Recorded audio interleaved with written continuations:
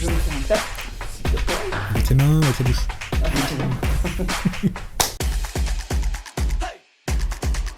C'est ce qui va permettre l'exécution de l'ensemble des logiciels, du système d'exploitation et donc de stocker tous les fichiers temporaires nécessaires à leur utilisation lorsque l'ordinateur est allumé.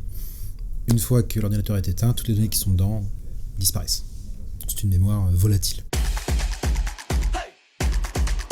Son rôle, ça va être principalement, de par sa quantité, accélérer l'utilisation des logiciels, le traitement des données, et permettre tout simplement à l'ensemble des logiciels qu'on utilise à un même moment de pouvoir fonctionner en même temps sans ralentissement. On va dire que principalement ça va dépendre déjà du type de jeu auquel on joue. 4 Go, ça peut suffire pour faire de l'émulation, jouer à des jeux en 2D, des jeux d'il y a 10-15 ans. À partir de 8 Go, on peut commencer à jouer correctement à des jeux plus ou moins récents. La moyenne, on va dire le gap, va se sentir à partir de 16 Go, où là tout tournera sans aucun encombre. Et 32 Go, c'est pas vraiment nécessaire. Ça ne serait éventuellement que sur des jeux ou logiciels qui demanderaient vraiment des ressources en stockage que la carte graphique ne pourrait pas assumer.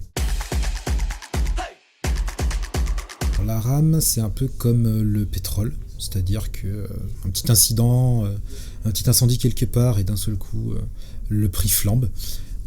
Ça fonctionne un peu comme les cours de la bourse, donc ça monte, ça descend en fonction de l'offre, de la demande et des événements, on va dire, géopolitiques.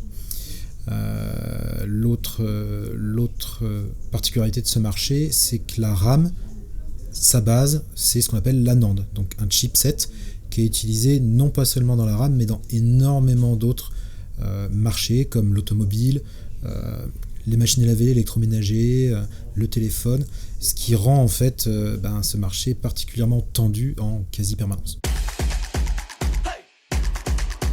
En soi, c'est jamais bon moment et c'est toujours le bon moment. Pourquoi ? Parce que les décalages qui s'effectuent au niveau des cours par rapport au prix que le client peut voir sur les sites internet de vente en ligne peut avoir 1, 2 ou 3 mois. En l'occurrence, généralement, quand on constate que ça commence un peu à augmenter, c'est que ça va continuer à augmenter de manière assez régulière. Autant qu'acheter au moment où on voit que ça augmente.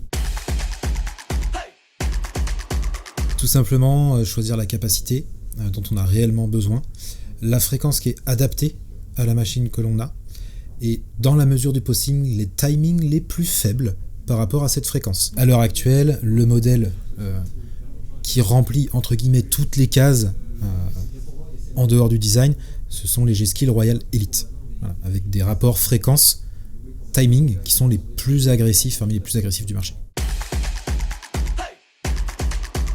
La première fois que j'ai référencé un kit de RAM de 256 Go, premièrement, ça pose question.